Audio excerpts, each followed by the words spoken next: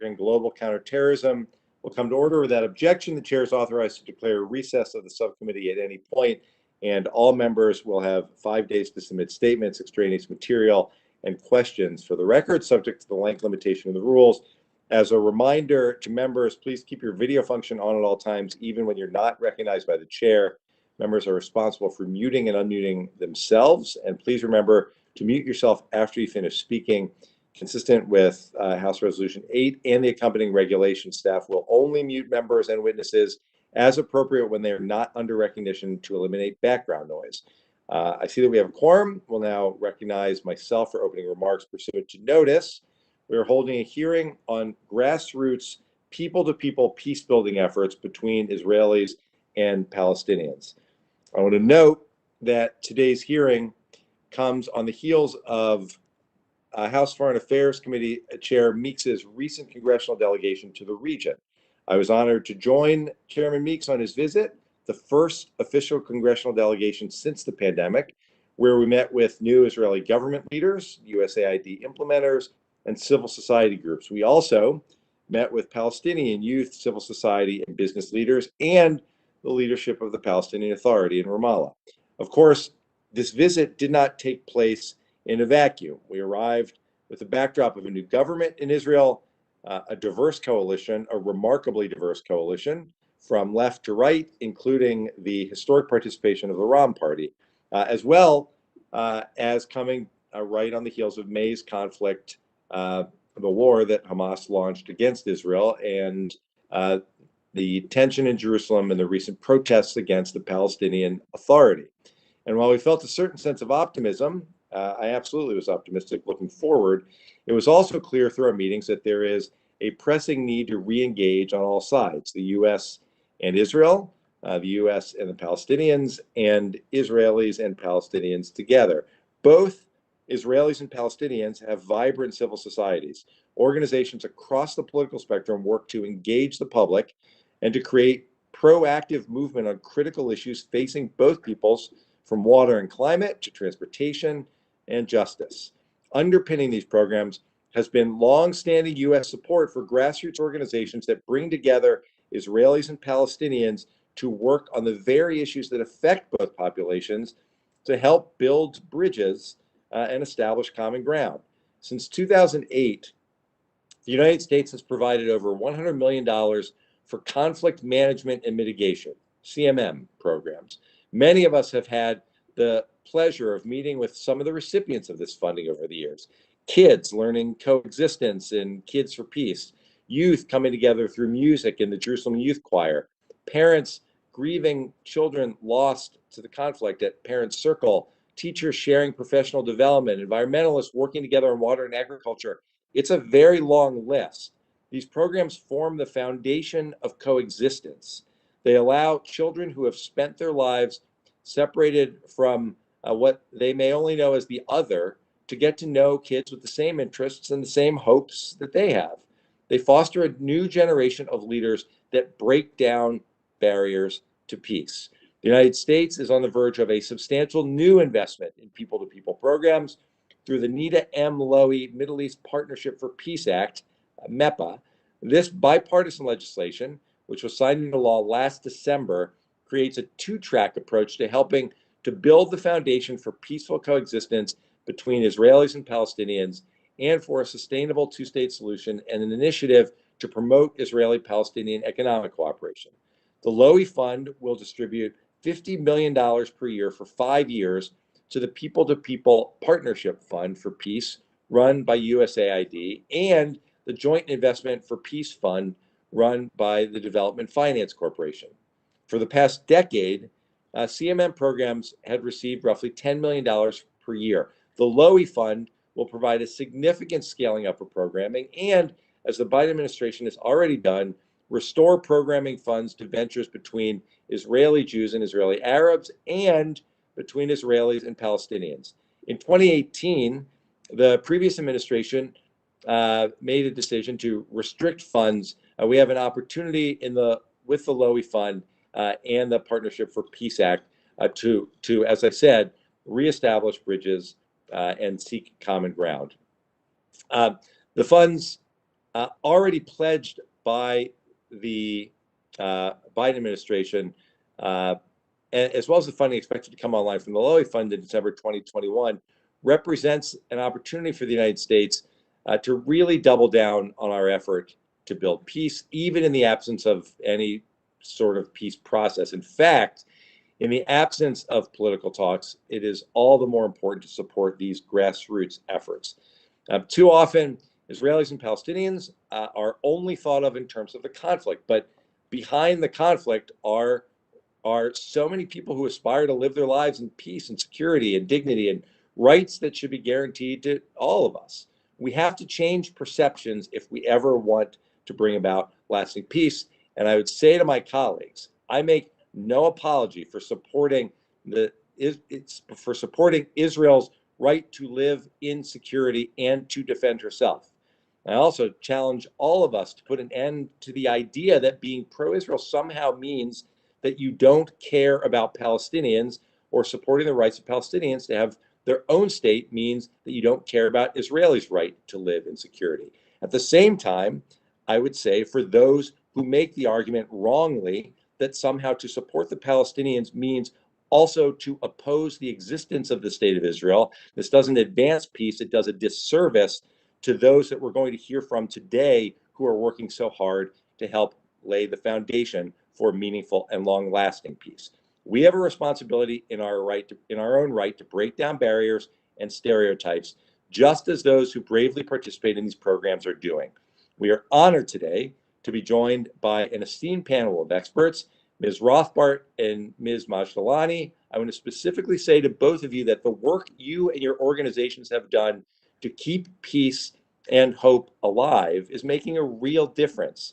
I've seen it firsthand when I've met with students and activists who participate in these programs. They represent the future that we need to invest in. I look forward to today's discussion, and I now yield to the ranking member for his opening remarks.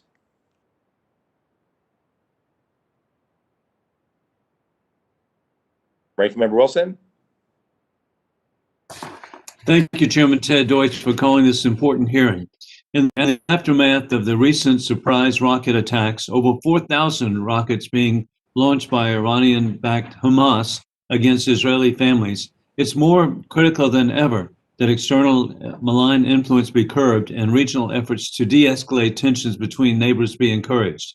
The historic Abraham Accords represents a meaningful framework for economic and regional security cooperation between Arab countries and Israel, and there is much optimism for what means to be achieved near and long term. Normalization with Israel stands to unleash the talent potential of the region and finally transform chaos and instability into prosperity for families of the Middle East and here at home in America. One of the most positive instruments for change is people themselves. In addition to the People to People Partnership for Peace Fund, the Middle East Partnership for Peace Act provides for the creation of a joint investment for peace initiative, which represents a positive step forward by investing in grassroots efforts to forge new relationships through enterprise and innovation. I'm grateful to former Chairwoman Nita Lowey for her career in public service and her work in this important initiative. This will not be the first initiative of its kind. There are clear successes seen in the Middle East Investment Initiative with its promotion of positive economic growth and job creation, both of which are major indicators for stability and to reduce violence. Additionally, the Middle East Regional Cooperation has successfully brought together scientists from Egypt and Israel and has expanded to researchers in Jordan, Lebanon, Morocco, Tunisia, the West Bank, and Gaza with capability to expand further. It's important that any development investment be subject to the same safeguards and vetting as other aid, and to be fully enforceable and credible protections in place to ensure compliance with the Taylor Force Act and other oversight mechanisms to ensure that the funds are not diverted to provide death benefits for mass murderers who have committed terrorist attacks against people of Israel and the United States.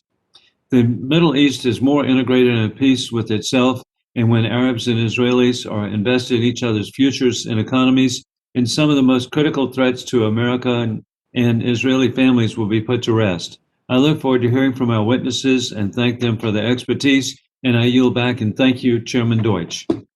Thank you very much, Ranking Member Wilson. I will now introduce our distinguished witnesses. Ms. Lucy Kurtzer-Ellenbogen is the Director of the Israeli-Palestinian Conflict Program at the U.S. Institute of Peace. She previously worked with U.S. Department of State as an Arabic language specialist and as the program officer for the Kennedy School of Government's Middle East Initiative at Harvard University, where she managed work on the Israeli-Palestinian and Saudi Arabian portfolios. Ms. Nita Majdalani is the Palestinian Director of EcoPeace Middle East. She had been part of several affiliation of Palestinian Israeli youth groups as a moderator and activist, including the One Voice movement and the Palestinian Israeli Young Entrepreneurs Forum. Ms. Majdalani has presented before various international platforms, including the UN Security Council, NATO, and the Planetary Security Conference. She has also served in leading technical positions with several international agencies. And Ms. Meredith Mishkin Rothbart is the founder and CEO of Amal-Tikva, a collaborative initiative that brings together philanthropists, field experts, organizations, and activists to support civil society peace building between Israelis and Palestinians. In this role, she has led strategic planning processes for over a dozen NGOs and is currently co-authoring a strategic planning guidebook for peace building initiatives. Previously, Ms. Rothbart was the director of Kids for Peace Jerusalem from 2017 to 2019. She serves on several advisory boards and was founding curator for the Jerusalem Global Shapers Hub of the World Economic Forum. And finally, Mr. Daniel Runde is the Senior Vice President, Director of the Project on Prosperity and Development, and holds the William A. Schreyer Chair in Global Analysis at the Center for Strategic and International Studies. Previously, Mr. Runde held senior leadership roles at the International Finance Corporation from 2005 to 2007. He was director of the Office of Global Development Alliances at U.S. Agency for International Development, and he led the GDA Partnership Initiative. He serves on several advisory committees and boards. He's a lifetime member of the Council on Foreign Relations, and holds the Officer's Cross in the Order of Isabel la Católica, a Spanish civil order. This is a really esteemed panel. Thank you all for being here today. I will recognize the witnesses for 5 minutes each, and without objection, your prepared written statements will be made a part of the record. Ms. Kurtzer-Ellenbogen, you are recognized for 5 minutes. Thank you, Chairman Deutsch, Ranking Member Wilson, and committee members. Thank you all for this opportunity to testify on grassroots peacebuilding efforts between Israelis and Palestinians. The timing of this hearing is critically important, coming, as we've heard, on the heels of the latest conflict between Israel and Hamas that was preceded by ongoing tensions and clashes in Jerusalem and violence between Jewish and Arab citizens of Israel. These events underscore the significance of the bipartisan Nita Lowey Middle East Partnership for Peace Act. I direct the Israeli-Palestinian Conflict Program at the congressionally established and nonpartisan U.S. Institute of Peace. However, the views expressed here today are my own.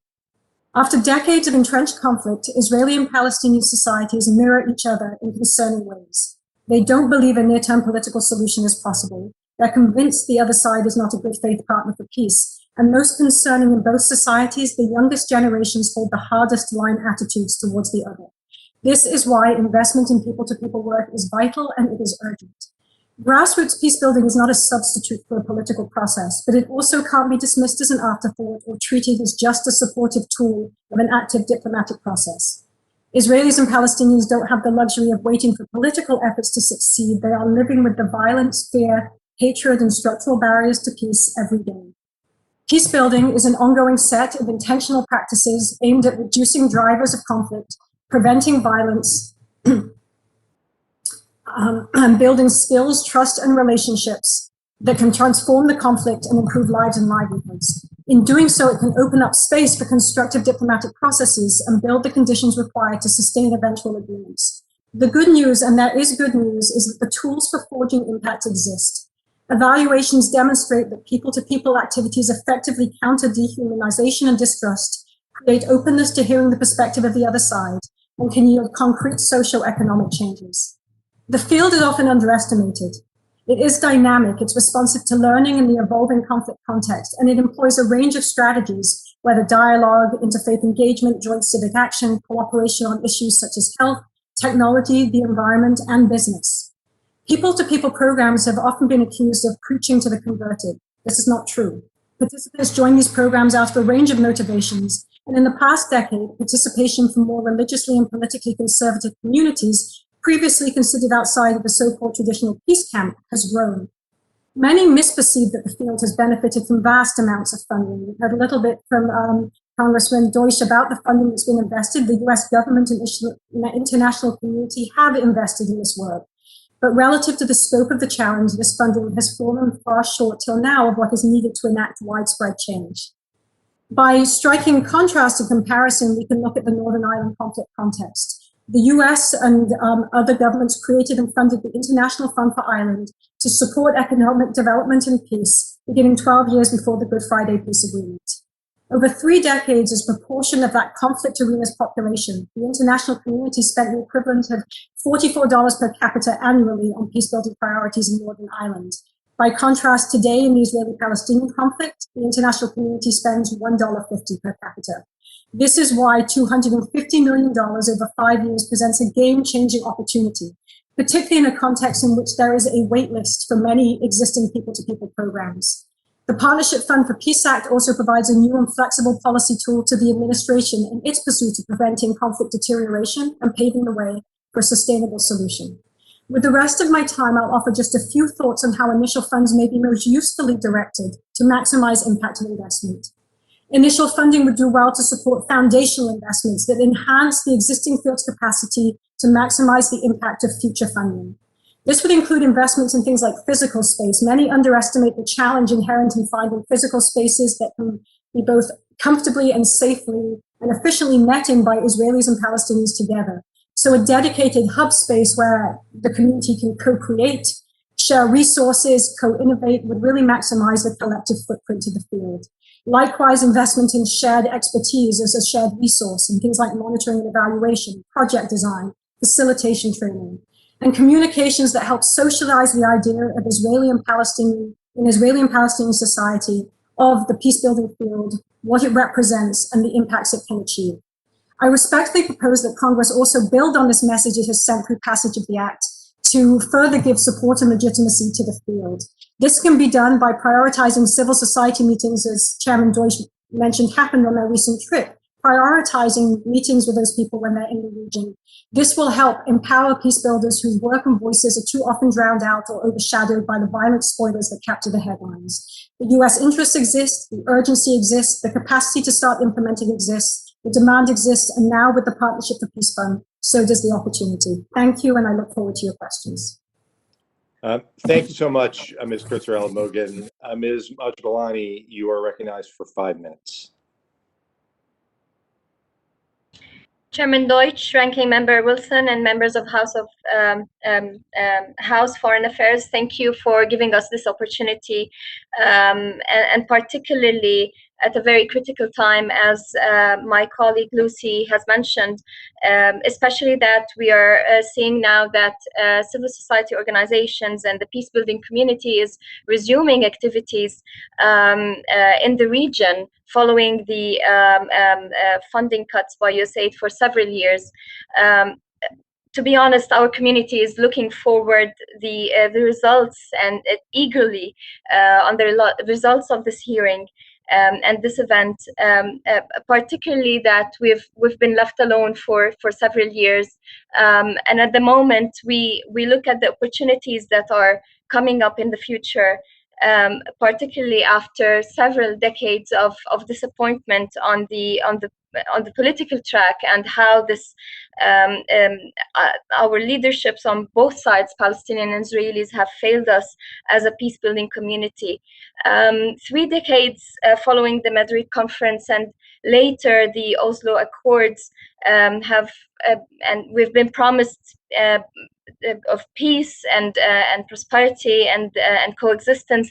However, the peace process remains stalled, and whatever diplomatic and political work on the higher level has been done without the investment in community and engagement of the public and civil society, all this effort cannot be basically advanced without the support of civil society and communities. And civil society remains the key player to mobilize Palestinians and Israelis, even in the most difficult times. We have survived as a community several difficulties and several pushbacks, especially by the deteriorating geopolitical situation. We are still a dynamic community that raises the bar, that stands against dehumanization of the other. We amplify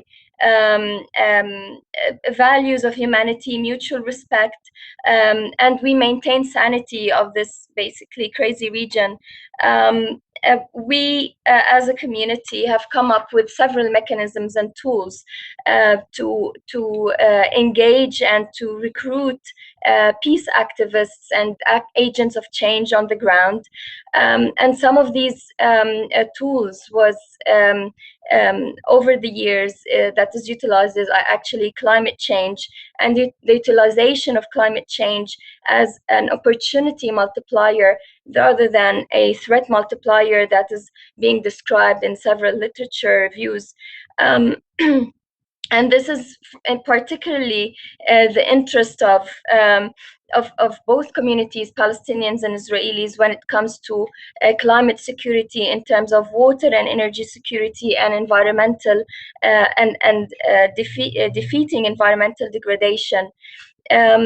Particularly, this corresponds also to the national security interests of and international foreign policy interests of the US and Europe, and particularly that climate change has been recognized as a threat multiplier, and as a result of poverty and unemployment, it has proven that ISIS and violent groups have been recruited as an indirect result of climate change impacts. So as we speak, there are several opportunities here to continue working with civil society organizations on initiatives that are related to people-to-people engagement on several levels in education, in on-ground activism, on climate change and environmental cooperation and cross-border cooperation.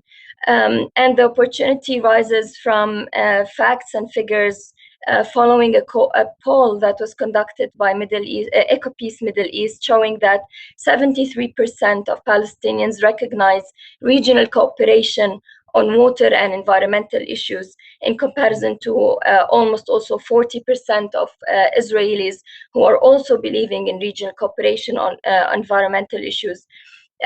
We believe in the strong presence of civil society as an engaging power with the people, and we see that initiatives such as the Green-Blue Deal for the Middle East is the way forward, starting from education, engaging with academics, with youth, with community leaders, with entrepreneurs. And it's important to create a safe space and infrastructure for those people to meet and find geopolitical solutions, but also create joint projects and prototypes for solutions that address environmental risks. And we very much rely on the interest of Biden's administration on continuing negotiating the two-state solution, but also to build back better and their interest in climate change and going back to the climate and Paris Agreement and Accords.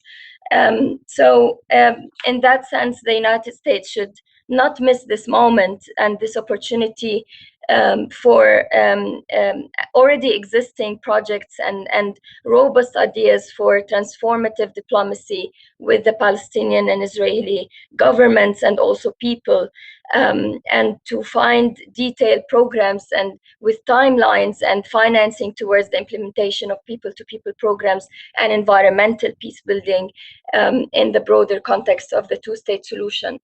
Thank you so much, Mr. Chairman, and I leave the rest to the discussion. Thank you. Thank you so much, Ms. Majdalani. Really grateful for your participation and your comments. We'll look forward to continuing the conversation with you. Ms. Rothbart, you're recognized for 5 minutes.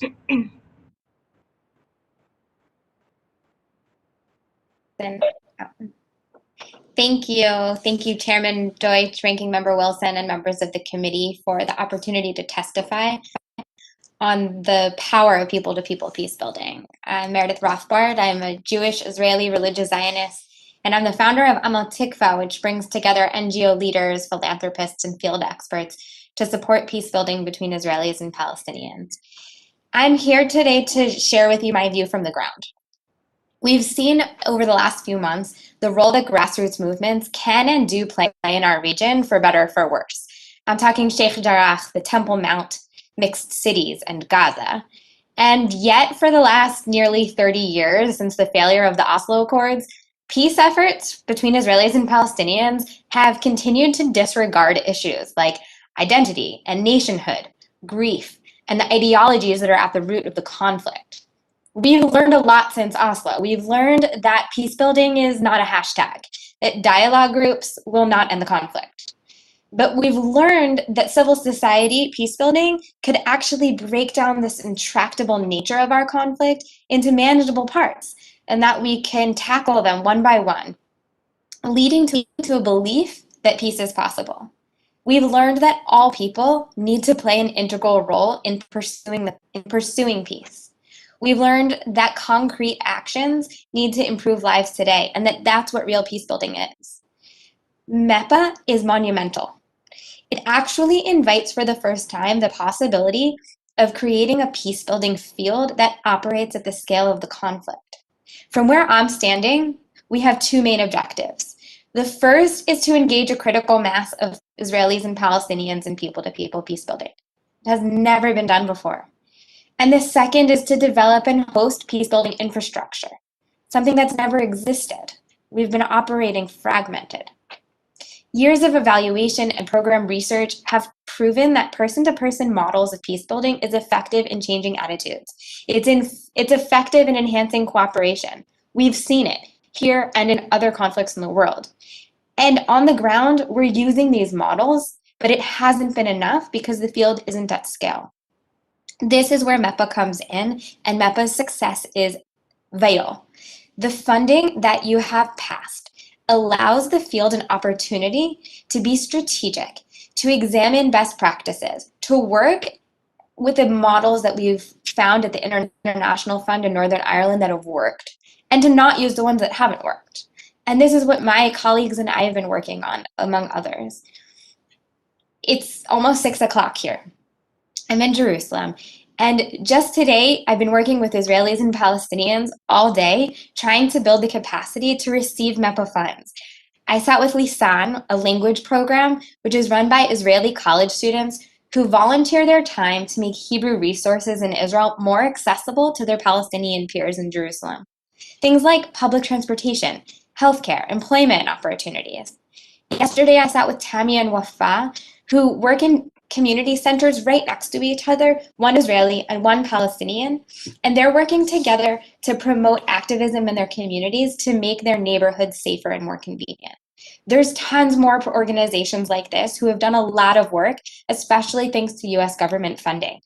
But now, because of MEPA, there's a game changer. They can actually utilize infrastructure at a much larger scale and reach much more people. Just like Lucy mentioned, MEPA can and should support capital projects like a Center for Israeli-Palestinian Peace, a museum of the other where each side can experience the other's reality, a Peace Leadership Institute. Some of this may sound obvious and you may be wondering if it's ever happened before, and I can tell you that it hasn't. No one's ever tried these.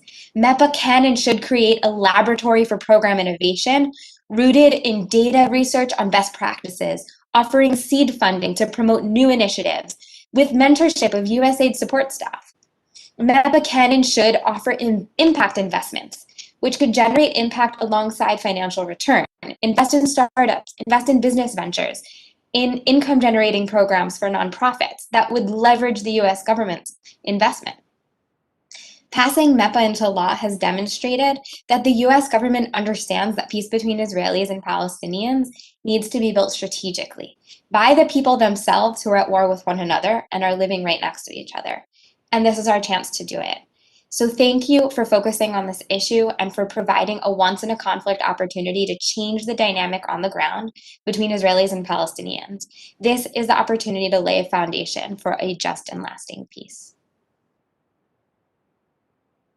Thank you, Ms. Rothbart, for your really important testimony. Very much appreciated. And Mr. Runde, we will go to you. You're recognized for 5 minutes. Thank you, Chair Deutsch, Ranking Member Wilson, and distinguished members of the subcommittee. Thank you for the opportunity to appear before you today. My testimony focuses on providing recommendations for the Joint Investment for Peace initiative created as part of the Lowey Middle East Partnership for Peace Act. It was an important action by the Congress, and it is a fitting living memorial to former Congresswoman Nita Lowey. Before I begin, I acknowledge that there are many challenges and geopolitical issues that transcend the scope of this hearing.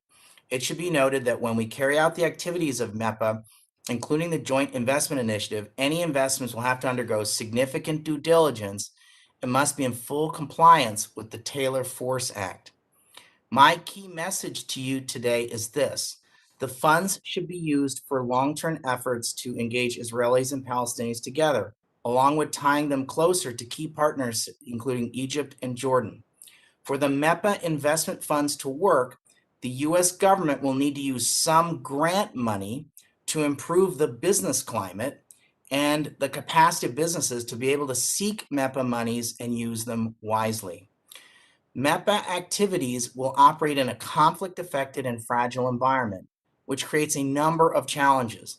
These challenges underscore the importance of creating a friendly business environment, providing businesses with technical assistance, including skills development, along with support for government regulators and local banks to create a strong financial ecosystem. The business environment in this region is challenging. The West Bank and Gaza are relatively small economies and a relatively small population. Of that population, 54% is under the age of 25 with high unemployment. At the same time, approximately 50% of businesses operate formally, which means paying taxes, obeying labor and environmental laws, and being able to access normal forms of finance. The other 50% of businesses are informal. They do not pay taxes, do not necessarily follow labor and environmental laws, nor do they have access to normal forms of finance to grow. Companies in the formal sector are the ones that the U.S. International Development Finance Corporation will likely encourage to apply to the Joint Investment Initiative. Informal businesses that the DFC will not be able to engage can, however, benefit from technical assistance that USAID can provide through entrepreneurship development and training programs. The deployment of innovative financial instruments to spur private sector growth can support positive change in the West Bank and Gaza. I have several specific actionable steps that will be required to make the Joint Investment Initiative a success. First, Congress should work closely with USAID to ensure that some of the USAID program budget is used to improve the business environment in the West Bank and Gaza so as to grow the universe of companies that the DFC can invest in. Second, there are many businesses and entrepreneurs that are not in a place today to put together what are called bankable projects in the West Bank and Gaza. There is a large cadre of highly educated and trained individuals and many creative entrepreneurs in the West Bank and Gaza. USAID should use some program monies to support sector-wide technical assistance to businesses that might not meet the current DFC standards for them to get financing. Third, given the importance of regional partners and actors, MEPA programs should engage and strengthen inter-regional economic cooperation with Jordan and Egypt, crucial economic partners for the Palestinian territories in Israel. Positive economic cooperation between Palestinians and Israelis through the MEPA programs will benefit the entire region. Fourth, there are opportunities for MEPA's joint investment initiative portfolio to make what are called direct equity investments into companies in the region. To make full use of this specific provision, Congress should consider a fix to allow for MEPA funds to be exempt from the so-called provision 1434 Article J, I don't know who comes up with these, of the 2018 Build Act, which was set up to prevent the DFC from financing too large a portion of its budget from the State Department and USAID. I will note that the proposed FY 2022 House Appropriations State Foreign Operations Bill provides this exact fix. Fifth, in addition to equity investments, the DFC should consider using what are called first loss guarantees in its joint investment initiative portfolio. Monies for such first loss guarantees could also come to the DFC via USAID grant money. First loss guarantees are a mechanism where a third party, in this case the DFC, compensates lenders in the case of a borrower default, and particularly important in fragile settings, given the perceived higher risk associated with these geographies. Apart from these 5 recommendations, I want to encourage USAID and the DFC to take a very hard look at creating meaningful metrics for success. I want to suggest including things such as how many joint businesses between Israelis and Palestinians have been formed or were formed or are formed, and how many Israelis are employed alongside how many Palestinians. So meaningful metrics. I appreciate the opportunity to testify before you today. Thank you for the opportunity. Mr. Runde, thank you very much. I just want to make one. Your testimony was excellent, but I just want to be clear. This is a wonderful program named for our former colleague, but it is not a memorial program. I know she's watching, and it's a living memorial. A living. I meant a living memorial. All right. I thought that's what you meant. I just wanted to be clear. Thanks to all of the witnesses for really extraordinary testimony. Thanks for setting us on a great path to a really important conversation. I'll now recognize members for 5 minutes each. Pursuant to House rules, all time yielded is for the purposes of questioning our witnesses. And because of the virtual format of the hearing, I'll recognize members by committee seniority, alternating between Democrats and Republicans. If you miss your turn, let the staff know, and we will come back to you. And if you seek recognition, you must unmute your microphone and address the chair verbally. I will defer to the end of the questioning, and with that, we'll start by yielding to my friend from Virginia, Mr. Connolly, for 5 minutes. Thank you, Mr. Chairman, and thank you so much for holding this hearing. What a thoughtful hearing, and something I think desperately needed in our dialogue and discussions about the Middle East. And it's a contribution. So thank you so much for doing this. Mr. Runde, the MEPA and allied sort of efforts have been compared to what occurred with Northern Ireland. And I was actually in the Congress at a staff level when we created the Fund for Ireland and funded it. But the precedent to that effort back in 1988 and 89 was an accord between the parties, the Anglo-Irish Accord. Margaret Thatcher signed off on it, and it involved the government of the Republic of Ireland and Great Britain, and the United States agreed to fund the project part so that we would be doing things similar to what we're discussing here in terms of bringing people together and trying to have people-to-people, investments, diplomacy, and the like. But it required, to be successful or to go forward, it really required an accord between the governments involved before we could do that. Do you believe, absent such an accord here, that that's going to be an impediment to the success of what we're discussing? Thank you, Congressman. I think that this is going to be a very challenging environment to support investable projects to begin with. It's a fragile context. There's a low amount of trust. There's a high level of informality in the economy. Overlay on that significant geopolitical tensions that have flared in the last 90 to 120 days. I think it's going to be challenging. I would also suggest is in my recommendations that we spend time. I think it's great that there are going to be significant investments with these MEPA monies looking at peace building efforts.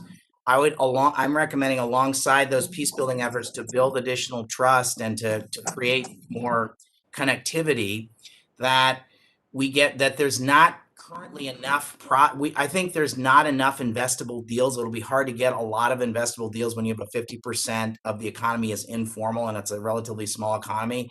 So what I'm suggesting is, in addition to build trust, create a bigger pie of opportunities for the DFC to invest in. Yes, I think it would be really wonderful if there was some kind of course, there would be a big opportunity if we had peace, a formal peace between the two parties. I agree with you, Congressman. Thank you. Yeah, and I would say we probably need something very high profile to put a point on the scoreboard real quick. Ms. Kurtzer-Ellenbogen, again, to be devil's advocate, how do we really succeed in doing what we want to do, given the fact that, the trust on both sides is so fundamentally broken? I mean, polling shows 90% of one community doesn't trust the other, and 79% of that community doesn't trust the other. In terms of resources, you look at Northern Ireland, and we're still trying to recover 40 years later. But I mean, we've invested about $44 per capita. In this effort, we've invested about $1.50. So don't we start from kind of a really disadvantaged position? And what gives you hope that over time, nonetheless, we can succeed? Thank you, Congressman Connolly. As you've noted, and as I mentioned in my remarks, the disparity in funding until now that has gone into the Israeli-Palestinian conflict versus the funding and support that went into the Northern Ireland conflict context is vast. And actually what we've learned, I think, from the Northern Ireland context is the agreement that you mentioned, the Anglo-Irish agreement, was really very interim. And in fact, it was from there, about 12 years of funding that got you to the Good Friday Agreement, and the work has continued since then. So investment in this kind of work helps prepare the ground for constructive diplomatic agreements and prepares the ground for agreements to take hold and take root, to be sustained by people-to-people activities. I have hope because I have seen the impact that these programs that have existed and funded can have on the ground and on individual attitudes, personal transformation, evaluation studies, starting with baseline attitude studies, and looking after programs show that there is consistently personal transformation takes place. What this money for MEPA enables us to do is scale that personal transformation up to great societal transformation. That's what makes it even a possibility, seeing Nita and Meredith, the work they and their colleagues do, and the impact it provides. I think I'm over time right now on this question, but I can give some concrete examples going forward. Yeah. Well, my time is up, but I think the parallels of both apt, but in some cases not so much. And I will just say that the fact that Margaret Thatcher, of all people, signed the Anglo-Irish Accord had deep penetration into the unionist community in Northern Ireland and persuaded the Republic of Ireland that maybe this was worth engaging in. Because she was such an unlikely figure to sign it, it was like Nixon going to China. And I don't know that we have that here in this case, but hopefully we can. At any rate, thank you, Mr. Chairman. My time is up. Thank you, Mr. Connolly. Ranking Member Wilson, you're recognized for 5 minutes. Thank you very much, Chairman Ted Deutsch. And again, I'm grateful that President Jerry Connolly and I agreed that Margaret Thatcher is an extraordinary individual. With that, also, I have seen successful initiatives in Jerusalem personally. I visited the Order of St. John medical facilities, which have been operating since 1882 in Jerusalem, providing healthcare to persons in need. Additionally, visiting Hadassah Hospital to see the extraordinary facilities there that are provided to all citizens. And I'm particularly grateful that my home state of South Carolina, that we have very generous individuals in my state who have been very involved with the Order of St. John and also the hospital. With that in mind, thank all the witnesses today. And Mr. Runde, I want to ask you, what sectors have been historically most successful as venues for Israeli-Palestinian economic cooperation? I want to suggest, thank you, Congressman. It's nice to see you again. Here, here. I want to suggest a couple of sectors of opportunity. I think the tourism opportunity is an opportunity. This is an underfunded sector. There's enormous potential for the tourism sector. Agricultural, of course, water, agribusiness, I think are all areas that should be looked at, as well as I also would like to suggest the ICT sector.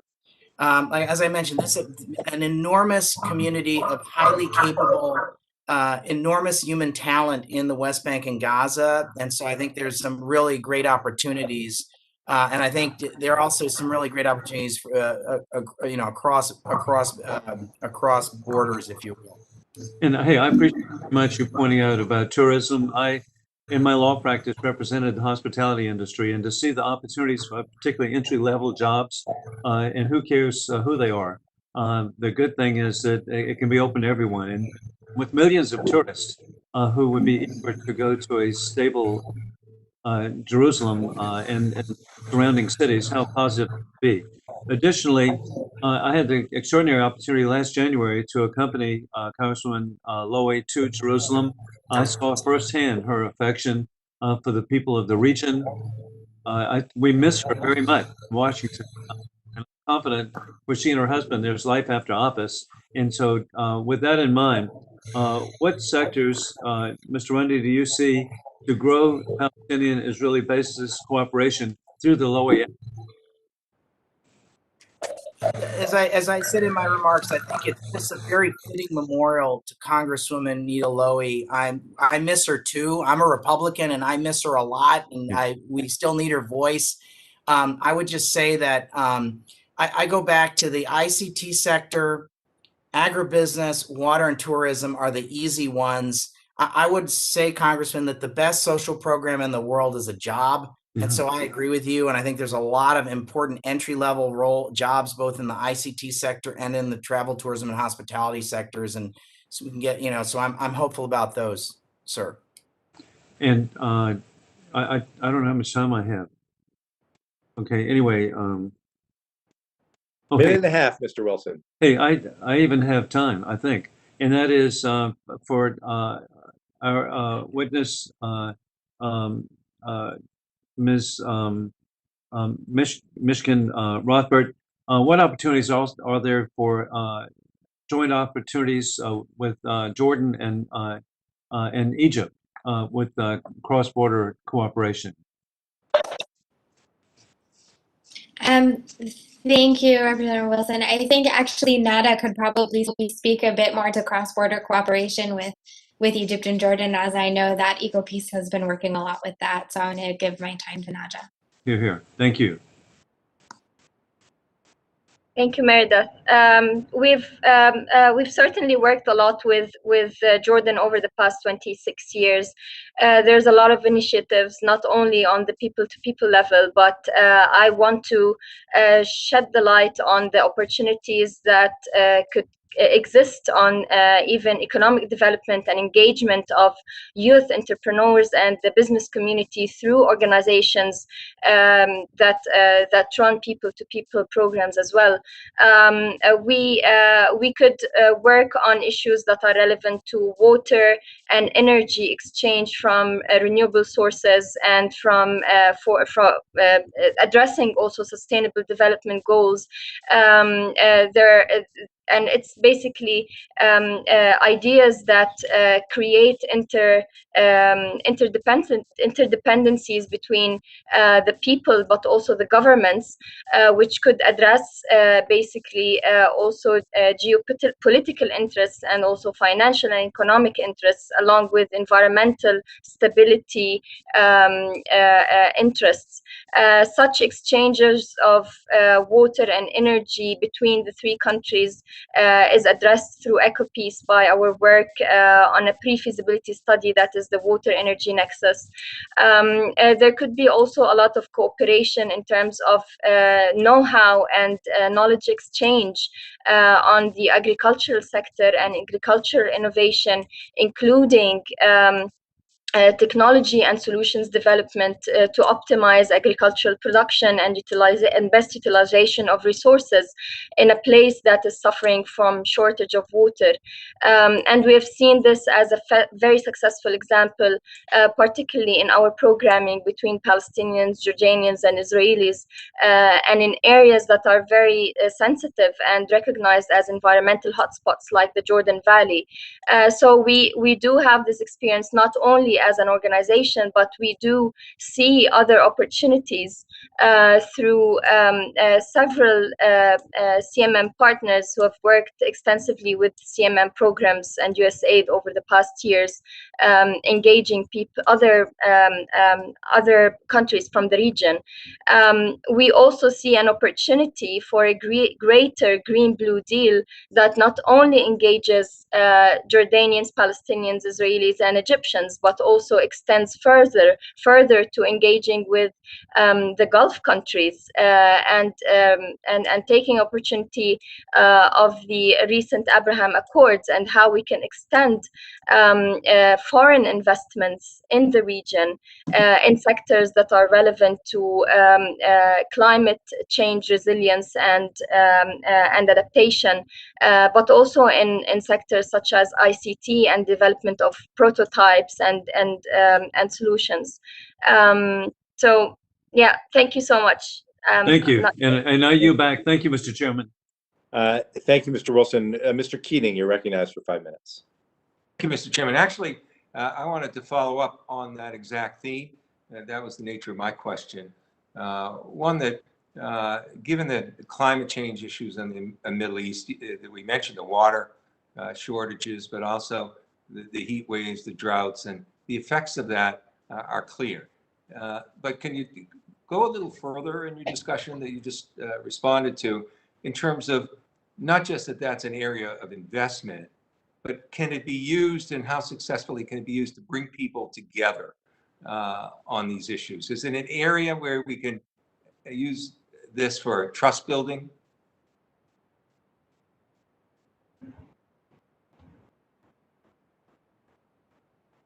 Anyone that, if you want to take that, I think, or if you want to follow up, go right ahead.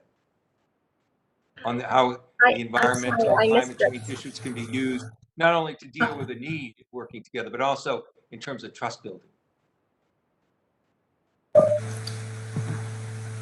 Congressman Keating, I can start to give an answer on that. I think Nita will have more to say from her specific examples with her work. But what we have seen on all these, what I would call areas of technical mutual benefit and interest cooperation, is that it enables participants to focus on tangible issues that bring real benefit to their communities, and have sometimes as even a byproduct the trust building that comes with working towards a common goal. So I know, again, they might want to talk more about their Good Water Neighbors project that I know EcoPeace has done, and other such examples of work, including ones that draw very much on faith communities. When you're looking at water as a resource in the Middle East, and you look at the Jordan River Valley, in which I know EcoPeace has done a lot of work, the Jordan River is such an important site to Christians, Muslims, and Jews alike. And what EcoPeace has done, which has been fascinating to watch as an analyst of this field, is take faith communities and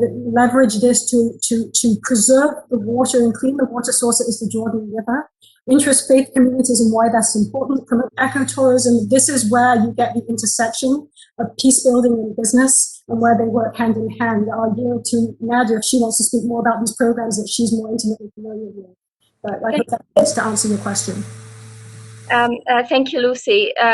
Excuse me, I couldn't hear much of the question, but now I recognize that much of what Lucy has mentioned indeed is reflective of our ability as a community to work with people, but also with stakeholders on trust-building measures. First of all, when we speak about trust-building measures at the level of communities, we engage with community leaders, with municipalities and local governmental units, with students and women and farmers, and we try to amplify and address the realities on ground in terms of economic realities, environmental realities, water shortages, service shortages, and people start learning about each other's lives and respecting each other as human beings, and understanding the realities that they are interconnected, and whatever happens on one side does reflect on the very stability and security of the other side.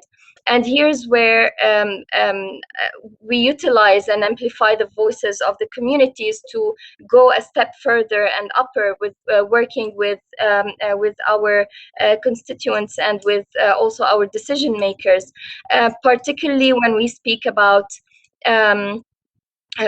concepts like the water energy nexus, like rehabilitating the Jordan River Valley as a joint resource. When we speak about issues that are relevant to climate security, we also create an opportunity to address win-win situations rather than basically lose-lose situations.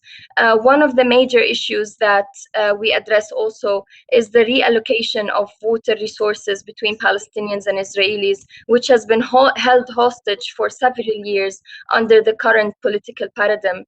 We call for water issues to be a low-hanging fruit for basically bringing people together into practical solutions to build trust between the two parties at even a higher political level. Well, thank you. I just wanted to, my time is up. I just wanted to say, I really respect the answer in terms of the practical sense of the water. I thought it was fascinating bringing in the faith-based perspective as part of this, and the fact that whether you're Palestinian or Israeli, this is an issue for their children and future generations. So it's an opportunity to go together. So great answer from both of you. I yield back, Mr. Chairman. Thanks, Mr. Keating. Mr. Mast, you're recognized for 5 minutes. Thank you, Chairman. I want to start with Ms. Rothbart. I appreciate the comments of all of our panelists, but you've spoken a little bit about the grassroots efforts, and I'd just like to know, in your opinion, how is Hamas viewing, supporting, getting in the way of these grassroots efforts that are going on to promote peace among the populations, whichever direction that takes you, and I could guess, but. Thank you for the question, and I think it's important to raise it.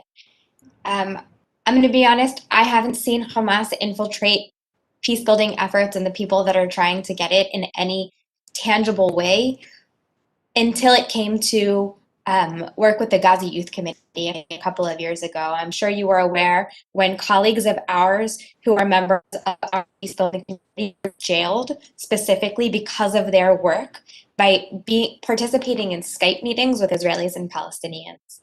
So Hamas's efforts at this point did not get Palestinians to feel that, as far as I had understood, that this should keep them away from peace building efforts. If anything, it showed them that something so simple as trying to have a conversation online with the enemy was considered dangerous, that it inspired more desire to engage with the other.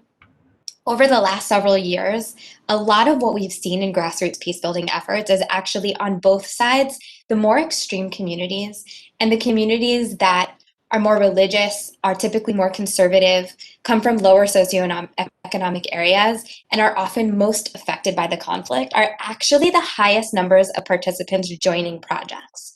I can tell you from my time with Kids for Peace Jerusalem that we were a place, and Kids for Peace is still a place, even though I'm not there, I see it, that the right wing and that the non-choir of the peace camp are really where people feel comfortable, where religious views are respected, where people look different, dressed more modestly, and that peace building and the grassroots movements have had to adapt. And they've adapted by offering, male and female separate programs and requiring modest dress during activities and offering halal and kosher meals. Peacebuilding didn't used to be like this in the immediate post-Oslo days. I want to pause you a minute there. Yeah. That was very thorough, and I appreciate that. I have another question, and it can be you, Ms. Rothbart, or anybody else, because you all have an interesting perspective from your grassroots work. We've had a number of people in our committee here, from Secretary of State Blinken to our Secretary to the UN to a host of other high-level government officials that all say the same thing, that given a popular election, that Hamas would win a popular election. It's likely why they're not having an election. Obviously, they have the power to launch thousands of rockets into Israel and be allowed to do so, not be stopped on the ground without Israel going in to stop them. So from a grassroots perspective, why do you, if you feel that way, why do you think they feel Hamas would win a popular election? Or why do you feel Hamas would win a popular election if that is how you feel? I mean, I can't speak to the Palestinian political ground, and maybe Nada, again, it would be more appropriate for you to say that, but I can tell you one thing, that who people vote for does not necessarily affect their need to be engaged in this program. And what MEPA can do is provide additional resources to help grassroots peace building reach more and more extreme societies and change their perspective. Thank you, ma'am. I would like to give one of the other panelists an opportunity to answer that if they have opinion on it. If you don't have opinion on it. I can jump in very quickly, although this Please. is not exactly and particularly my specialty. But I can reassure and emphasize what Meredith has already said, that people definitely they don't vote particularly for the violence interest or the interest of raging wars and exacerbating the situation on ground. What people look for is more of stability and prosperity and ability to thrive, and particularly, even though people would vote for in 5 seconds quickly, for you groups think they such see as Hamas as a stability potentially? No. What I'm saying is Hamas has more of a social program that supports poor people and supports people, orphans, and they play on the religious grounds, not on the political ground when it comes to engaging with people and community. But again, as Meredith said, when we engage as civil society with communities and people on ground, we very much focus on who to engage with and how. And there's lots of mechanisms by MEPA and by USAID particularly that are very stringent in terms of knowing who our participants are. The vetting processes are specifically very stringent. I've worked with several USAID projects, and the collection of information of participants, vendors, consulting firms is a very complex process in terms who NGOs can engage with, and this particularly prevents our programming and the taxpayers' money of the U.S. to basically go to participants and vendors that are tagged as Hamas and other organizations that are similar. Thank you, ma'am, and thank you, Chairman, for indulging the answer. Thank you, Mr. Mast. Mr. Vargas, you're recognized for 5 minutes. First of all, thank you, Mr. Chairman, for holding this very important hearing. I appreciate it very much, and I appreciate all the witnesses that are here today testifying. And I particularly, now that I know, want to send a shout out to Chairman Nita Lowey. She was a real hero of many of us. We love her dearly. And I'm a big supporter of MIPA, and I think that the work that you're doing is very, very valuable and wholeheartedly support it. I do have to say, though, those of us who study history have a deep concern for the defense and protection of Israel because of what we saw in Europe, the mass murder of Jews, the Holocaust. And many of us swore that never again, even those of us who are not Jews, said never again will innocent Jews be murdered like that without the ability to defend themselves. And that's why so many of us are very, very strong supporters of Israel. I certainly count myself as one of those, as a non-Jew and a devout Catholic. But I also have to say that I've been disappointed in the BDS movement. I take a look at the BDS movement. I think it's one, anti-Semitic, and two, it goes against the peace process and what we see, the work that you're doing. But then I was very heartened with the Abraham Accords, where I saw that 4 Arab nations normalized relations with Israel. I thought that that was fantastic.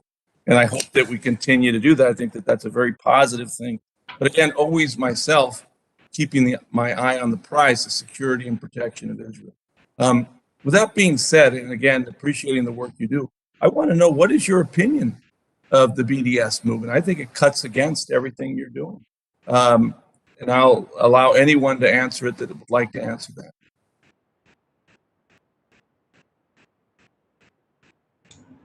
Don't all step up at once. Thank you. Thank you, Congressman. I've been struck by the conversation, the testimonies, and the spirit of the MEP Act. I agree with you that the BDS movement cuts directly against the spirit of the MEPA Act.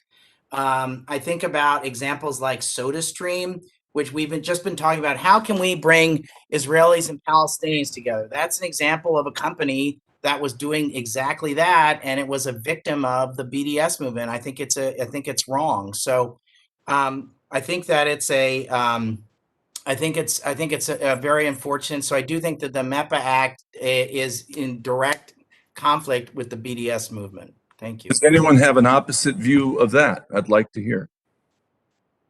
I would like to take a moment just to say, BDS has been in the news over here in Israel more than ever in the last day or so because of the statement of Ben & Jerry's pulling out from the occupied territories and saying that they're also possibly going to pull out of Israel in general. And MEPA is focused on engaging Israelis and Palestinians, on having productive engagement, on building peace, not on disengaging, which is what BDS is working toward, which is the exact opposite of what we're trying to build. Anyone else have a perspective on this? If I can just add, Congressman Vargas, I would build on what has been said by my colleagues, and also this goes to the question that Congressman Mast had as well. As Meredith has just mentioned, that what MEPA does is support the idea of engagement, which in turn brings hope to an environment where there is a lot of despair. And this ties back to some of the dynamics that Congressman Mast was talking about, people's voting patterns and choices when they're surrounded by despair, and peacebuilding provides an opportunity to counter that and an alternative to that. And this is why the scale is so important. I mentioned in my remarks the idea of needing to elevate these voices. The headlines are constantly consumed by the violent spoilers. And we need the headlines to be more consumed by the hope and example that this work provides. it's tangible and it's concrete. And beyond that, if you allow me to indulge in something that's less tangible and concrete, but I do think is important. There was a study that was actually done where I work at USIP of facilitated dialogue projects, not just in the Israeli-Palestinian context, but in Pakistan and in Colombia as well. And there were many findings about what made for successful project success, meaning transfer of impact from within inside the literal room or metaphorical room of the programs to the greater society. But the researchers of that report ended with a comment which I thought was very meaningful, which is most of the participants of these programs come out saying that these programs are a life raft of hope amidst a sea of despair. And the question is how you put a value and quantify the impact of hope in these kind of scenarios. It's hard to know how to quantify it, and maybe the field can catch up to figuring out a way. But in the meantime, what we know is empowering people who are willing to engage and have the difficult conversations is incredibly important. I'm going to have to interrupt you because my time is over, and the chairman has been very generous in indulging me. But I would just say I support very much the ability of bringing people together and funding it like we did in Northern Ireland. Just don't let the money have to go to Hamas, because that would destroy your program. Be very, very strong about that. God bless all of you, and thank you, Mr. Chairman. Appreciate it. Thank you, sir. Thank you very much, Mr. Vargas. Mr. Burchett, you're recognized for 5 minutes. Thank you, Chairman Deutsch. Can y'all hear me? Yes, sir. Great. Thank you, brother. And thank y'all for being here. I want, and anybody who could answer this, just jump in on the panel. Does the BDS movement hurt the livelihoods of Palestinians who work for Israeli companies? Excuse me, can you repeat? It's not very clear. Yes, ma'am. It might be my accent. I'm from East No, Tennessee. it's the mic. Well, okay, because I was going to say East Tennessee is the only place in the world where people do not speak with an accent. So I was trying to. But does the BDS movement hurt the livelihood of Palestinians who work for Israeli companies? It doesn't. To be honest, we're a community that has grown immune to the attacks of BDS and anti-normalization movements. We've survived even more difficult realities, geopolitical realities, consecutive wars on Gaza, the Second Intifada. We're on ground, as much as I would say the picture is not as rosy and as easy to basically engage with Palestinian communities and participants and constituents. However, our community has learned how to push the bar further. We've learned how to find out mechanisms to engage with people and to convince them that the way forward is to basically engage with Israeli civil society. When it comes to recruiting participants and engaging with our stakeholders, we make it clear that our aspirations for engaging with the other is basically to create an independent Palestinian state based on international resolutions and international law, that we're committed as a community for Palestinian rights, that we're not going offline of our national aspirations. It's just that our methodology is different. And here's where we, how we stand strong for our beliefs and our values, but also stand strong of our methodology to keep engaging with the Israeli civil society. So no, it does shake us a little bit, but it does not harm us per se, but it makes us stronger to basically voice out our values and our methodology. Thank you, ma'am. Does anybody else care to comment on that briefly? Yes, thank you, Congressman. And I love your East Tennessee accent. Thank you very much. Although it's a non-accent, Congressman. Thank you very much. Yes. I'm kind of like Walter Cronkite. It's very reassuring. It's a very reassuring accent. That's what Ted Deutsch always tells me anyway. I don't know, but anyway, you might just be. Congressman, BDS hurts Palestinians. It hurts. Hundreds of jobs have been lost in the territories, whether it's SodaStream, this example of Ben and Jerry's young Palestinian leaders who have no voice without being threatened by the PA condemn BDS because it destroys their job prospects. Thank you for asking that question, Congressman. All right, thank you, brother. The panel, I'm not sure. Am I on? Ted, am I on? Sure, Mr. All right, Burchett. thanks, brother. Sounded just like Walter Cronkite. Yes, sir. Right on. Since this is the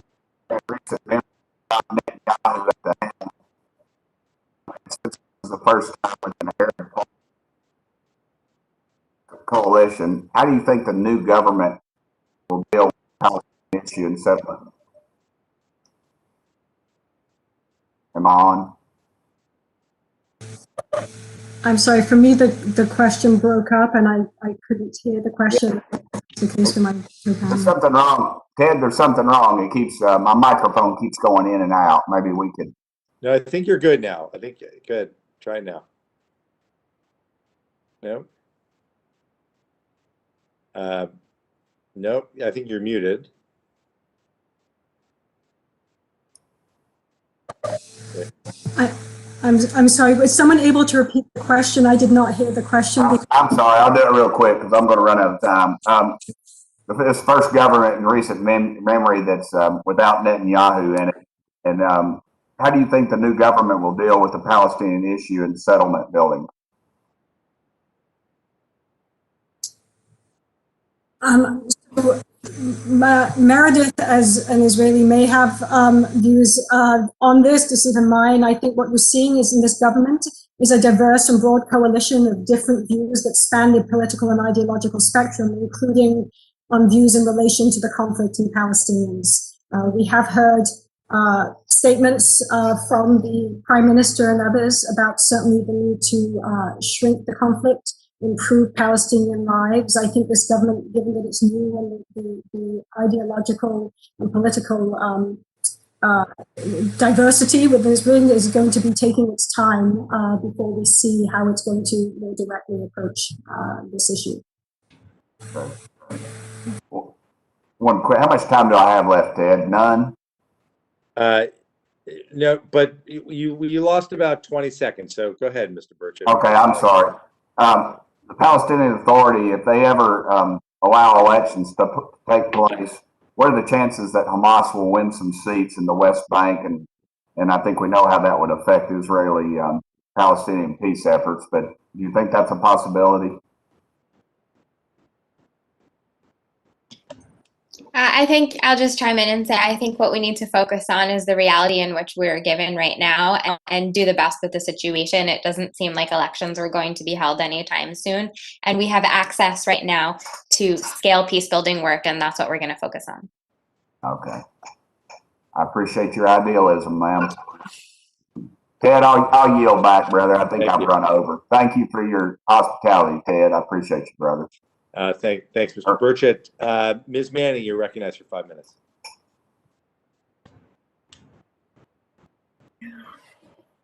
Thank you, Chairman Deutsch, and thank you, Chairman Deutsch and Ranking Member Wilson, for holding this very timely and very important hearing. I want to associate myself with the earlier remarks of Chairman Deutsch. Our recent CODEL to Israel gave us reasons for optimism as a result of our conversations with leaders in the new Israeli government. And I have observed people-to-people programs in Israel for many years and know many NGOs in Israel have made progress, but on a small scale in specific localities with underfunded efforts. I'm extremely excited about what could happen with the significant funding available through the MEPA program, and I was very happy to read all of the proposals in your very fine written testimony. In our recent CODEL, we visited a USAID-funded program for teens in Ramallah. We met with a wonderful, promising group of Palestinian high school students, and we had a wonderful conversation until Chairman Meeks asked them about what they thought of Israel. And many of them responded very quickly with the same almost remote phrase. They all said, "We hate Israel because they stole our lands and they kill our babies." It was really a chilling turn in the conversation. And at our next meeting with a group of really great Palestinian business leaders, they mentioned that we're facing a ticking time bomb with young people who engage with social media and are deeply influenced by anti-Israel messages that they're bombarded with on social media. And we had just seen that ticking time bomb in action. So while I embrace the great programs that are suggested in your written testimony, I can't help but wonder, with all the money we invest in very important people-to-people programs, how do we combat the destructive messages that young Palestinians and probably young Israelis see over and over on social media? And I leave that to whoever would like to jump in and answer first. Who's got the solution? Sure, I'm happy to jump in if Nada and Lucy are comfortable with that. Kathy, it was such a great question, and I believe we've met before you were in the House, and it's so exciting to see you in this role as Congresswoman. And thank you for hosting us. We are. This is exactly what we're talking about when we're thinking about the movement becoming strategic, right? This is what we're talking about, where funding can't just go to a program here, a program there, and continue to be fragmented. What MEPA is offering is actually looking at peace building systematically. And we have mapped out and seen areas that are missing, right? The way that it's been before, when as just a government grants program, is an open call where we receive application, not we, right? The US government receives applications and chooses what's most interesting. What MEPA can do now is identify issues like you're talking about.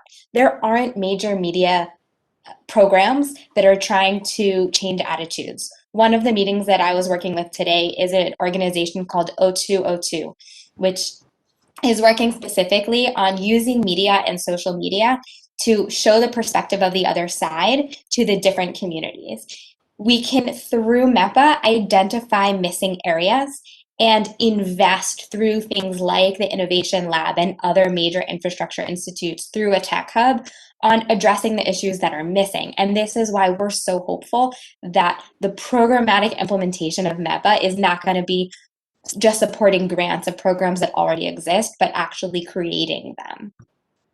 Thank you, Meredith. It's so lovely to see you in this context. Would anybody else like to jump in? Because I do think this is just a critically important issue. Congresswoman, thank you for that very important and thoughtful question. I think with a high percentage of unemployment, there's a very large youth bulge among all these young people. Something like 50% are unemployed or underemployed. I didn't include it in my testimony because I wanted to get through it in my 5 minutes, but that's a very significant statistic. As I said earlier, Congresswoman, the best social program in the world is a job. And so I just think that if you are working then and you don't have time to hang around on social media if you're working, I think that reduces some of the tension. Thank you, Congresswoman. Great. Thank you very much. Anyone else?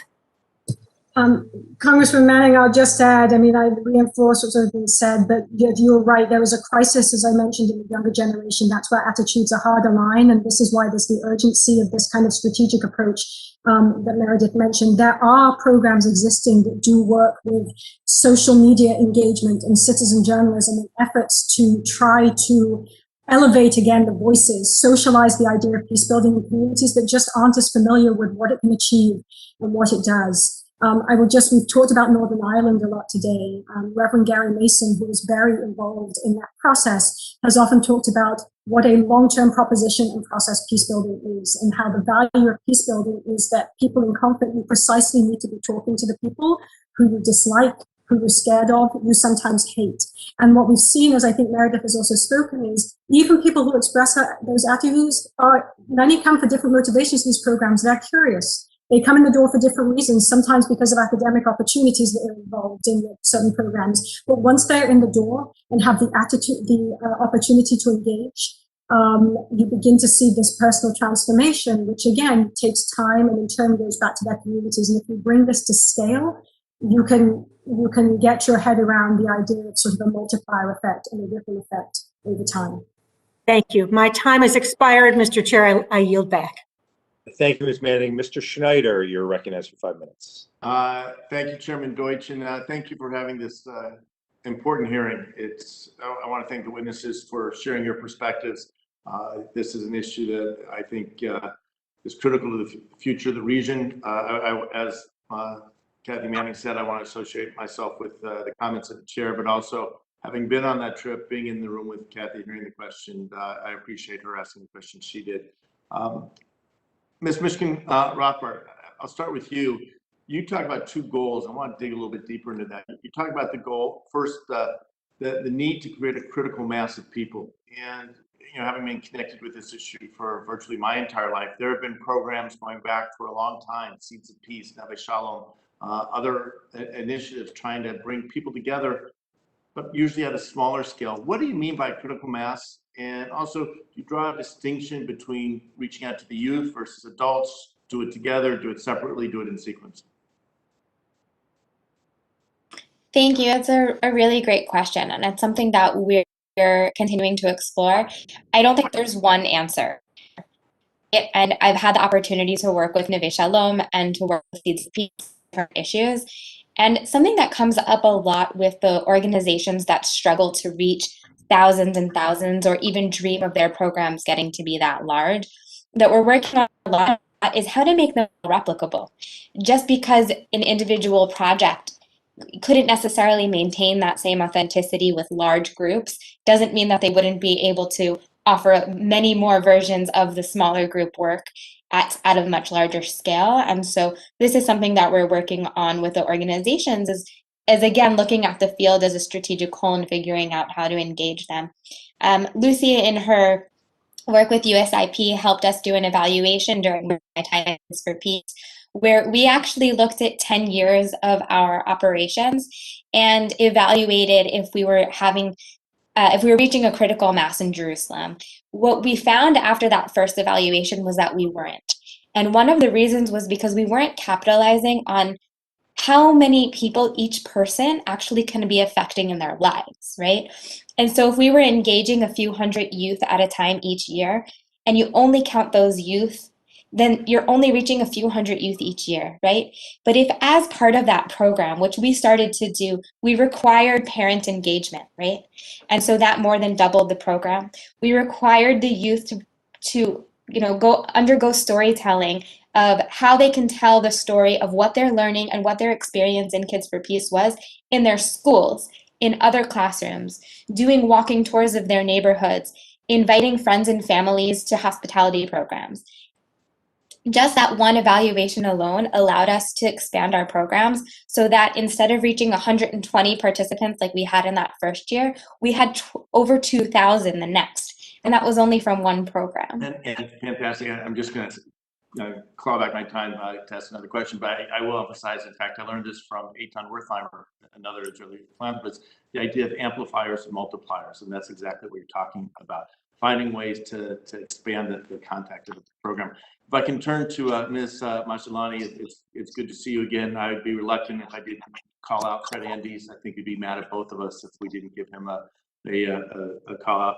But you mentioned earlier the Abraham Accords, and I'm leading legislation in the Congress in support of the Abraham Accords. I think anytime you can bring normalization of relations between two countries, Israel and any of the Arab states, would be good, not just for those states, but for the region.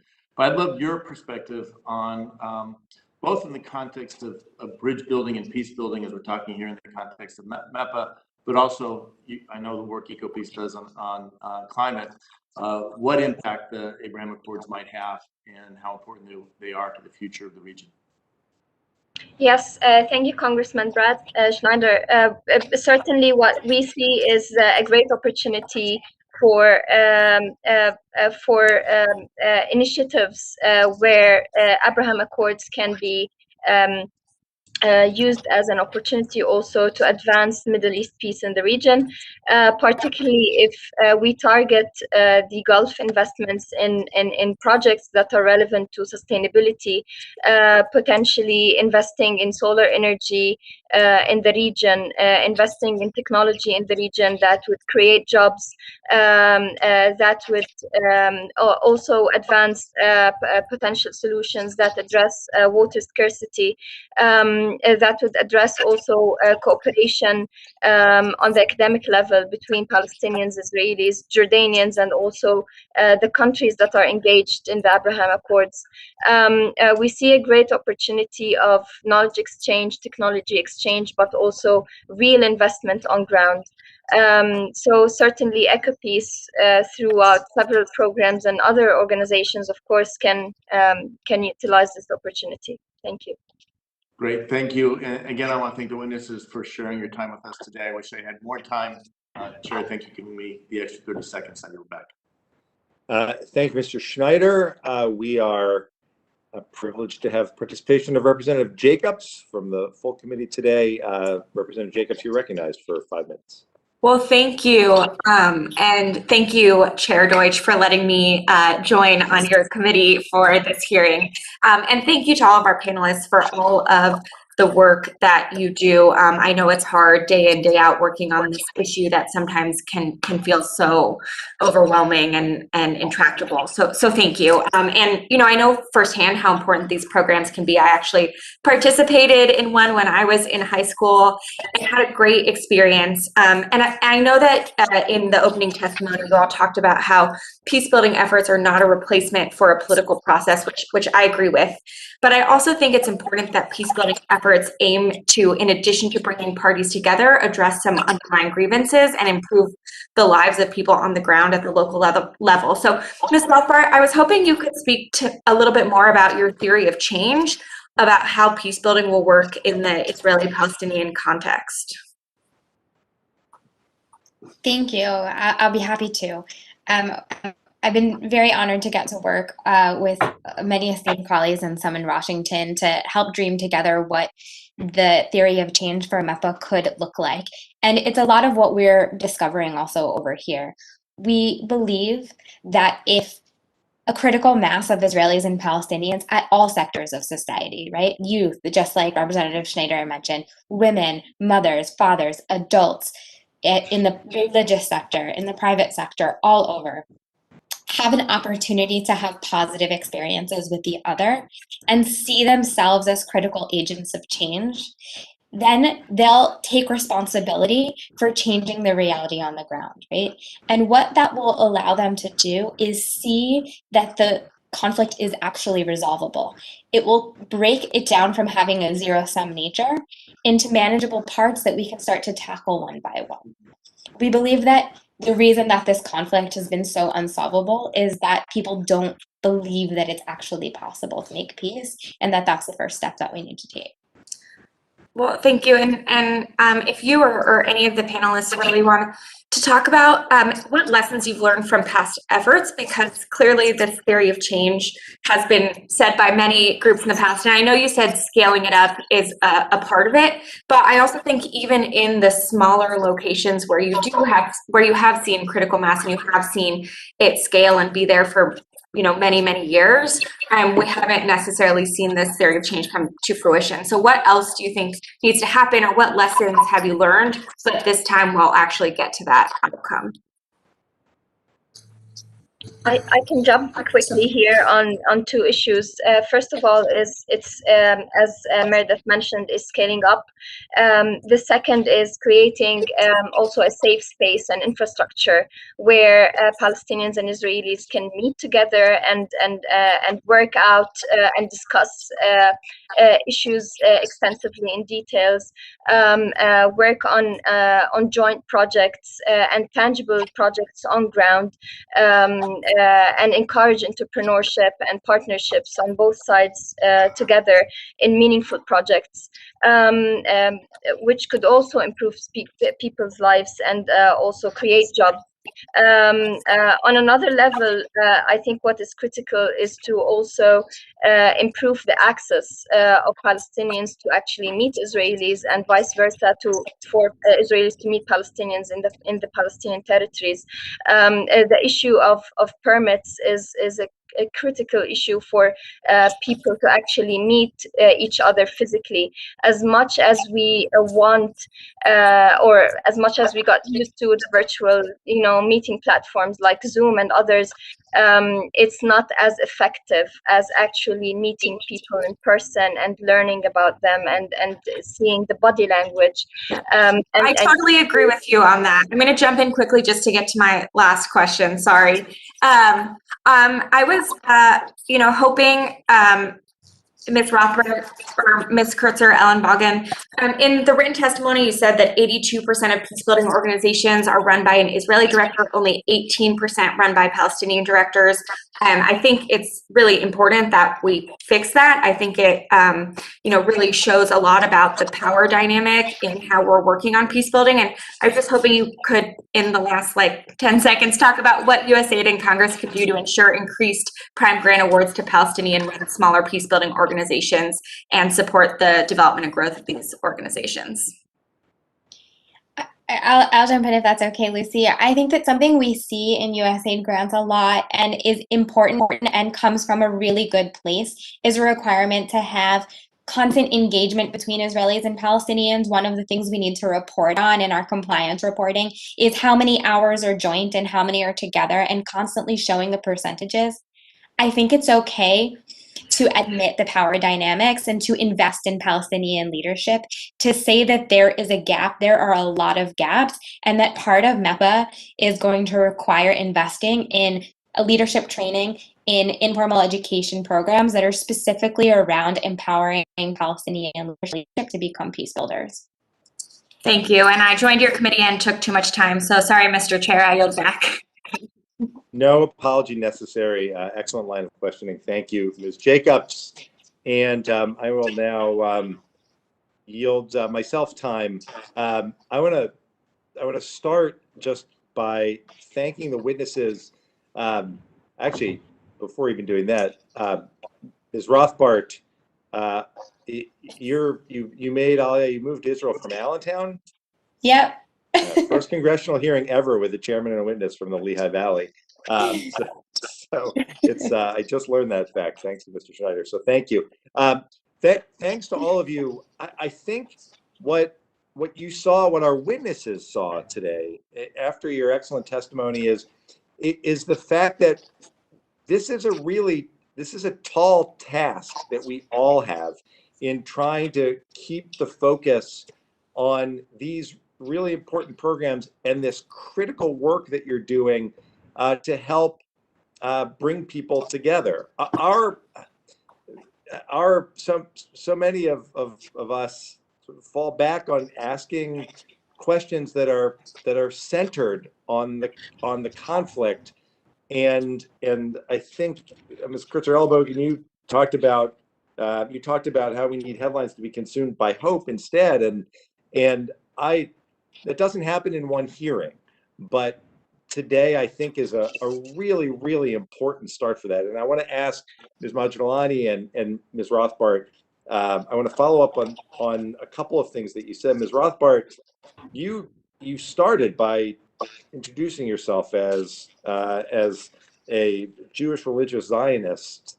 You then went on to talk about the importance of the work you do working with the community, and you made a really interesting point about some of the most conservative voices on both sides participating in this program.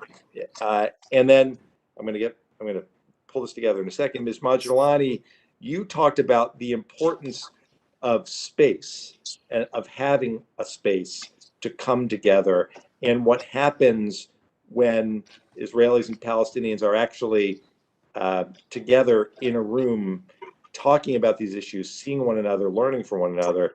So I would ask both of you to speak a little more about what that should look like, how we should focus on building that out, and then Ms. Rothbart, the importance of recognizing that the people who are participating, I think if I can put this in terms that we typically hear, this isn't just a group of lefties who are just getting together, talking about how to work through the conflict. These are the broad cross-section of Israeli and Palestinian society who recognize that there is this shared commitment that they make to advancing better lives for all. So I would turn to both of you.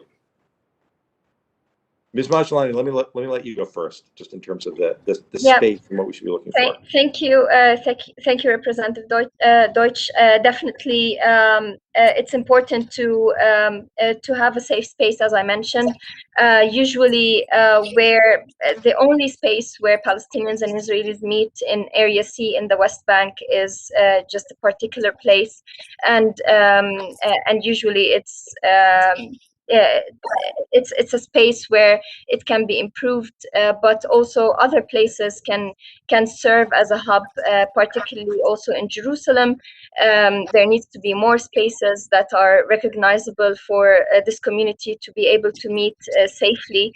The other issue is, as I mentioned, to utilize the US aid taxpayers' money in the most sufficient way. Specifically that the permits denial issue for Palestinian participants to meet Israelis in Israel is a critical issue.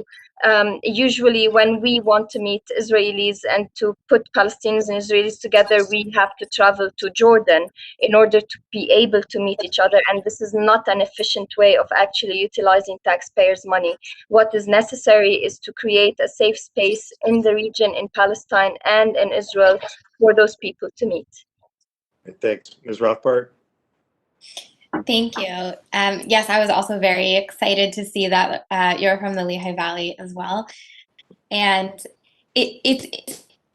your question touched on many issues, and I do think it's important to reiterate that peace building did used to be a lefty issue on both sides. And the needs assessment report that we published last year, that Amal-Tikva needs assessment, we go through and systematically look at who has been leading peace building and who has been involved until now. And we saw that there has been a major turning point since 2014 on both sides of the communities that are most affected, that are more conservative, being engaged. And it is important to say that there's a lot of religious Zionists in this space. I used to feel in my early days working in this space 10, 12 years ago that I was one of the only ones. And that's just not true anymore, not at the staff level and not at the participant level. And unfortunately, our community has gotten a bad reputation because of some of the really extreme members of the Knesset right now who are trying to reclaim the name religious Zionism in the name of violence. And what we need to do is bring it back, and MEPA can really be a space to be much more welcoming, to include the communities that are really critical toward making change. I don't want to take advantage of being last and holding everyone here for too much longer, but I do want to, as we wrap this up, I do want to ask Ms. Kurtzer-Ellenbogen just one last question. If the result of this hearing is simply to make people feel good that they're wonderful people on the ground who are engaged in peace building, and now we have a funding source to do a little more and fund some more programs, that's nice, but that's not the goal, and it's not the goal that that my dear friend Nita Lowey had in mind. We can use this moment coming out of this hearing and this important moment with MEPA to really ensure that this is not just about funding some programs, but that the Nita Lowey Act becomes central to our broader efforts to work toward peace in the region. Can't we? And how do we do that? And what's the next step we should take? Thank you for that great question, Congressman Deutsch. We can, we should, and as I said in my opening remarks, the urgency is there. We've talked about the urgency. The starting capacity is there. If we're willing and able to implement, we've heard from two amazing examples alone today.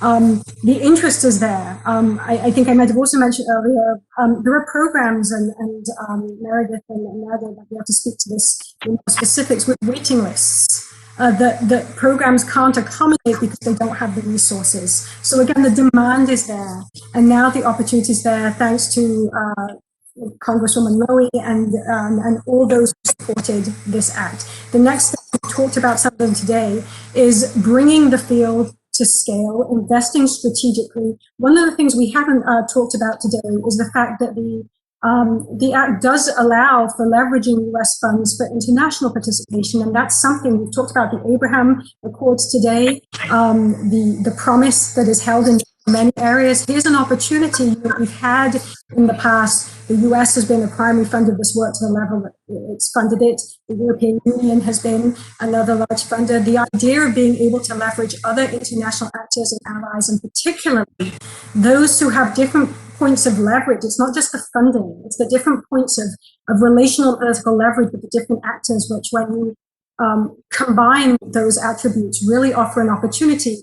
Nada talked about permits. That's something that the US and members of Congress might be able to talk to the Israeli government about. There are many things that the Palestinians need to do as well to stop delegitimizing the field of peace building.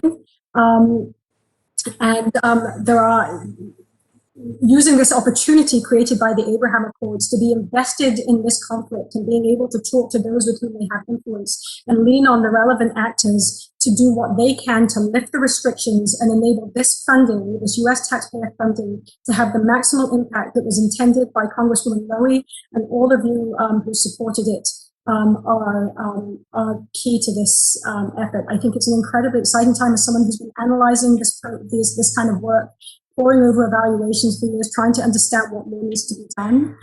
There's been so much talk for years of the idea of scale and international cooperation around making something meaningful happen. And I think we really see an opening here that everybody who is in this field is willing to get started on with purpose. And as you've heard today, even have some of the answers of how to come running out the gate. So thank you, all of you, and each of you, for this opportunity, both to testify today and also with this Middle East Partnership Fund for Peace. Great. Thank you so much, Ms. Kurtzer-Ellenbogen, Mr. Runde. Thank you both for your excellent analysis and insight. And Ms. Majdalani and Ms. Rothbart, we are so grateful for what I absolutely believe is a historic hearing, both in what we've pulled together and the voices, your important voices that we've brought to our colleagues, and for setting the stage for really significant advancements that can help you and the other peace builders continue the path forward. Thanks everyone for participating today. And with that, our hearing is adjourned.